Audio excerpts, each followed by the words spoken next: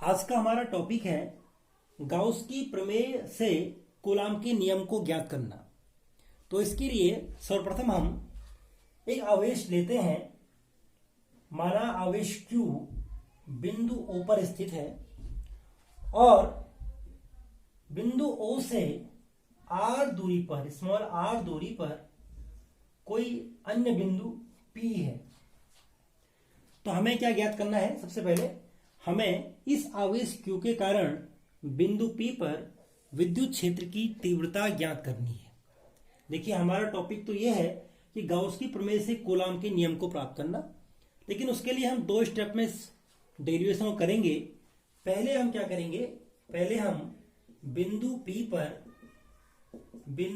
पर विद्युत क्षेत्र की तीव्रता ज्ञात करेंगे। उसके लिए हम क्या करेंगे? उसके लिए हम गाउस की प्रमेय का प्रयोग करेंगे। कैसे? तो सबसे पहले बिंदु P से जाने वाला एक गाउसियन पृष्ठ लेते हैं। एक गाउसियन पृष्ठ लिया तो गाउसियन पृष्ठ यहां पे सममिति के आधार पर, यानी कि बाई सिमेट्री, जो गाउसियन पृष्ठ है ये एक गोलीय पृष्ठ है। कैसा पृष्ठ है? ये गोलीय गाउसियन पृष्ठ है। गोलीय गॉसियन पृष्ठ हमने ले लिया है। तो जैसे कि हमने गॉस के प्रमेय के, गॉस का जो एप्लीकेशन है कैसे करते हैं, सबसे पहले हम क्या करते हैं कि जिस बिंदु पे हमें तीव्रता प्राप्त करनी है उससे जाने वाला एक गॉसियन पृष्ठ खींचते हैं, नंबर एक।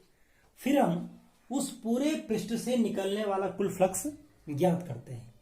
तो उसके अगर हमें फ्लक्स ज्ञात करना है तो फ्लक्स ज्ञात करने के लिए हम सबसे पहले क्या करेंगे?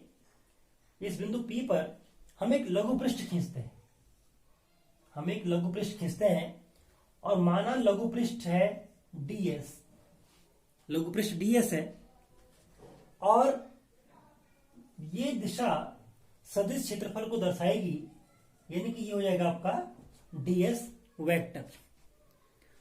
और चूंकि ये यहां पर हमने आवेश को स्थित किया हुआ है तो इस आवेश से जो विद्युत क्षेत्र रेखाएं होंगी ये भी रेडियली, यानी कि इसकी जो त्रिज्या होगी इसकी त्रिज्या के सापेक्ष ही आगे बढ़ती रहेंगी और इसी दिशा को हम कहेंगे ये विद्युत क्षेत्र की दिशा है।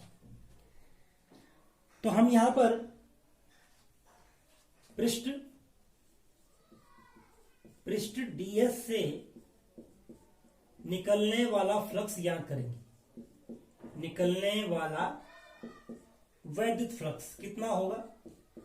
कितना फ्लक्स यहां से निकलेगा ds से? तो कितना हो जाएगा? उसको हम लिख सकते हैं d phi is equal to E dot ds, या इसको हम लिख सकते हैं E ds cos थीटा। और चूंकि थीटा इज इक्वल टू है 0 डिग्री, इसलिए cos थीटा या cos 0 degree is equal to कितना होता है? 1। तो आप कह सकते हैं d phi is equal to हो गया आपका E इंटू ds इंटू 1, यानी कि d phi is equal to हो गया आपका E ds। तो आप कह सकते हैं कि लघु पृष्ठ ds से निकलने वाला कुल फ्लक्स कितना हुआ? E ds हुआ। अब हमें ज्ञात करना है कि संपूर्ण गोलीय पृष्ठ से कुल कितना फ्लक्स बाहर निकला। कुल कितना फ्लक्स बाहर निकलेगा इस पूरे पृष्ठ से? तो हम कह सकते हैं कि संपूर्ण गोलीय पृष्ठ से निकलने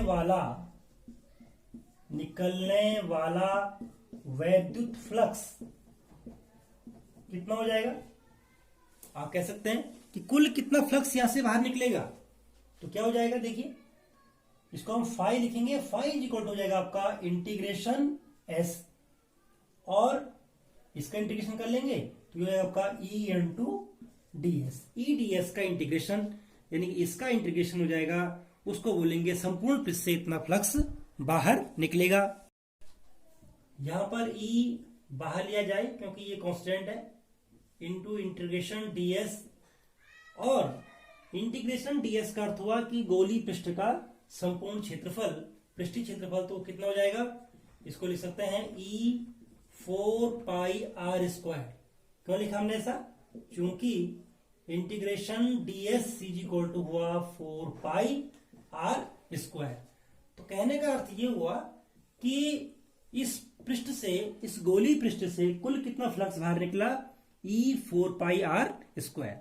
तो जैसे कि गाउस की प्रमेय के एप्लीकेशन में हम जानते हैं कि हम 4 स्टेप में गाउस की प्रमेय का एप्लीकेशन करते हैं। सबसे पहले गाउसियन पृष्ठ खींचते हैं, दूसरे में हम कुल फ्लक्स ज्ञात करते हैं, और तीसरा स्टेप है कि इस गाउसियन पृष्ठ के द्वारा घिरा हुआ कुल आवेश कितना घिरा हुआ है।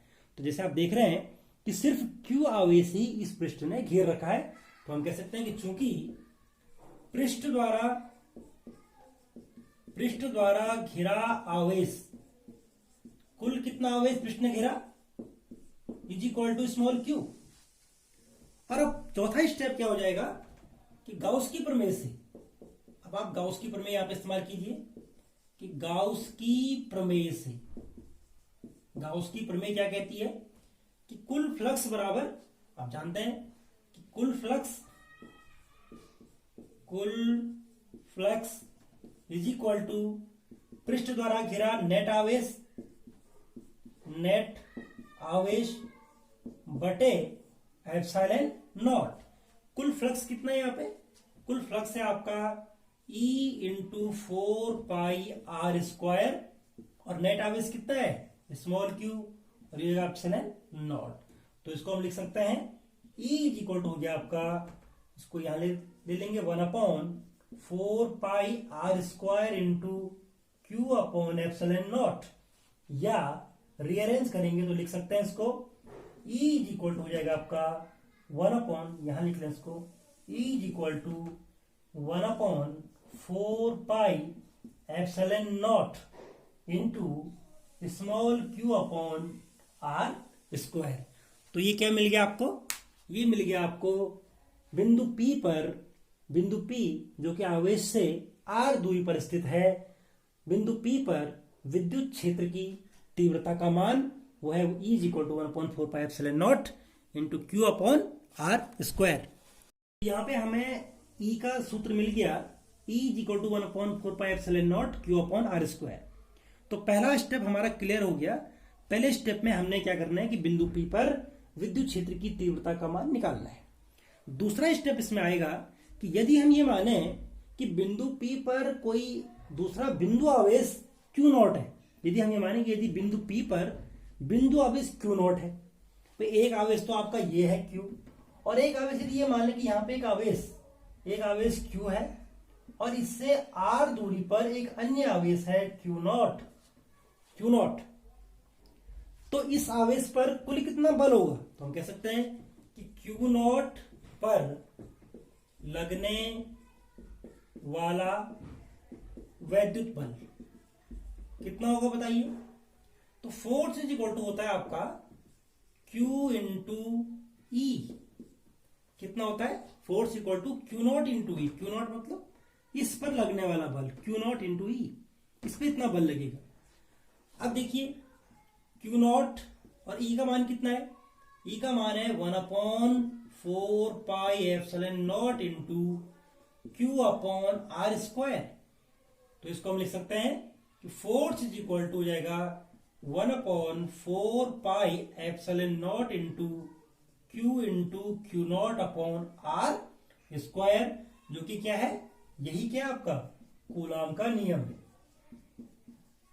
यही कूलाम का नियम है, यही क्या है, कूलाम का नियम है।